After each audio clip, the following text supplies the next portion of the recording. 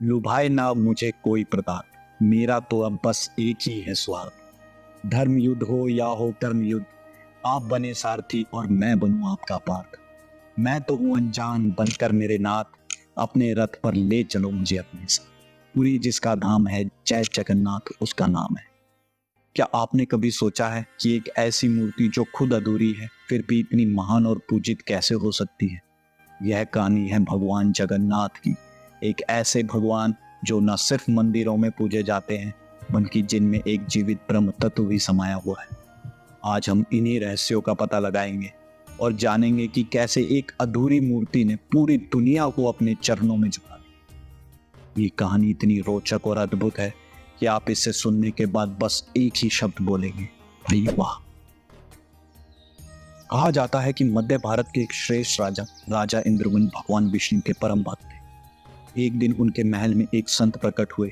संत ने कहा, राजन, उड़ीसा के किसी गुप्त स्थान पर भगवान विष्णु नील माधव के रूप में पूजित होते हैं, लेकिन आपको खुद उस स्थान का पता लगाना होगा। एक भक्त को और क्या ही चाहिए।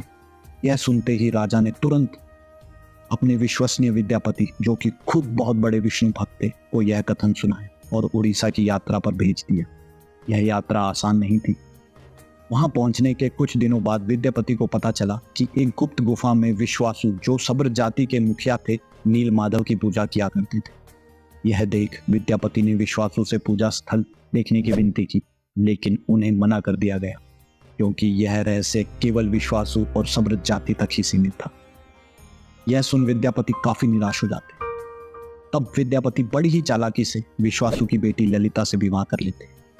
अब अपनी पत्नी के माध्यम से उन्होंने पूजा स्थल देखने की अनुमति मांगी। बेटी प्रेम में विवश विश्वासु क्या ना करते, उन्होंने हामी भर दी, लेकिन एक शर्त के साथ कि उनको उनकी आंखों पर पट्टी बांधकर ले जाया जाएगा। विद्यापति ने बड़ी ही चालाकी से सरसों के बीज अपने पास रख लिए और रास्ते में उन्हें गिराते हुए चले गए ताकि उन्हें उस रास्ते की पहचान हो जाए। जब उन्होंने गुफा में प्रवेश किया और नील माधव की दिव्य मूर्ति देखी तो उनकी आंखें वहीं थमी की थमी रह गई, जैसे उन्हें उसी वक्त स्वर्ग की प्राप्ति हो गई। वो प्रभु दर्शन लेकर वापस सीधा अपने राजा के पास पहुंचे और उन्हें सब कुछ बयां कर दिया। यह सुन राजा इंद्रमन खुशी से फूले ना समाये और तुरंत उस गुप्त गुफा की ओर निकल पड़े। लेकिन जब वो वहां पहुंचे तो किस्मत को कुछ और ही मंजूर था। नील माधव वहां थे ही नहीं। यह रहस्य और गहरा होता जा रहा था। निराश राजा ने वापस लौटने का फैसला किया। उस रात उन्हें सपने में एक संदेश मिला कि पुरी के समुद्र तट पर एक लकड़ी का तना उन्हें तैरता हुआ मिलेगा। वो उसे लाएं और उसे भगवान विष्णु की मूर्ति बनाएं। राजा पुरी के समुद्र तट पर पहुंचे। उनकी आंखें खुशी से चमक उठी जब उन्हें सच में वहां एक तना तैरता हुआ मिला, लेकिन उस तने को उठाने में सब असफल रहे। काफी कोशिशों के बाद अंत में कबीले के सरदार विश्वासु की मदद से उस तने को पानी से उठाया गया और महल तक ले जाया गया। अब उस तने को मूर्ति में बदलना अपने आप में एक चुनौती थी।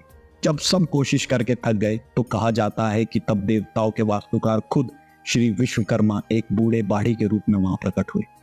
उन्होंने कहा कि मैं इस तने को मूर्ति में बना सकता हूं, लेकिन कुछ शर्तों के साथ। विश्वकर्मा ने कहा कि 21 दिन तक उन्हें अकेले काम करने दिया जाए और कोई उन्हें तंग नहीं करेगा।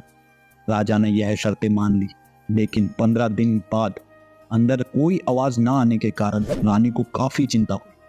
उन्होंने राजा से कहा कि दरवाजा खोल कर देखें कि अंदर सब कुछ सही तो है। रानी की बात मानकर जब दरवाजा खुला तो राजा क्या देखते हैं कि विश्वकर्मा वहां है ही नहीं और अपने पीछे छोड़ गए हैं 3 अधूरी मूर्तियां, जो कि भगवान जगन्नाथ, भगवान बलभद्र और उनकी छोटी बहन सुभद्रा की। आज भी यही मूर्तियां पुरी के मंदिर में पूजी जाती हैं। ऐसा माना जाता है कि जब भगवान श्री कृष्ण ने अपने शरीर का त्याग किया था तो उनका शरीर पंचतत्व में मिल गया, लेकिन उनका दिल उस समय भी धड़क रहा था, जो आज भी भगवान जगन्नाथ की प्रतिमा के अंदर सुरक्षित है। तो दोस्तों, ये कहानी यहीं खत्म नहीं होती। भगवान जगन्नाथ ना सिर्फ एक मूर्ति है बल्कि एक जीवित ब्रह्म तत्व भी है। क्या आपको पता है कि भगवान जगन्नाथ को बुखार भी होता है, उन्हें दवाई भी दी जाती है। उनका पुनर्जन्म का पर्व, जिसे नबकलबेरा कहा जाता है, हर 8, 12 या 19 वर्षों में होता है। इस दौरान उड़ीसा सरकार पुरी में अंधकार की घोषणा करती है और कुछ विशेष पुजारी अपनी आंखों और हाथों पर लाल कपड़ा बांधकर पुरानी मूर्ति से ब्रह्म तत्व निकालकर नई मूर्ति में स्थापित करते हैं। ये ब्रह्म तत्व क्या है ये सवाल हमेशा लोगों के मन में उठता है। कोई कहता है कि ये श्री कृष्ण है, तो कोई इन्हें बुद्ध का अवशेष मानता है, तो कोई इसे तांत्रिक शक्ति या अलौकिक शक्ति समझता है। लेकिन आज तक कोई भी इस रहस्य को पूरी तरह से समझ नहीं पाया। लेकिन एक बात सबके समझ में आती है कि जहां मैटर बड़े होते हैं ना, वहां हमारे प्रभु जगन्नाथ खड़े होते हैं। अगर आपको यह कहानी रोचक लगी हो और आपके पास भी भगवान जगन्नाथ मंदिर से जुड़ी कोई भी कहानी या अनुभव हो, तो हमारे साथ कमेंट बॉक्स में साझा करिएगा। तो मिलते हैं आपसे एक नई कहानी के साथ। जय जगन्नाथ।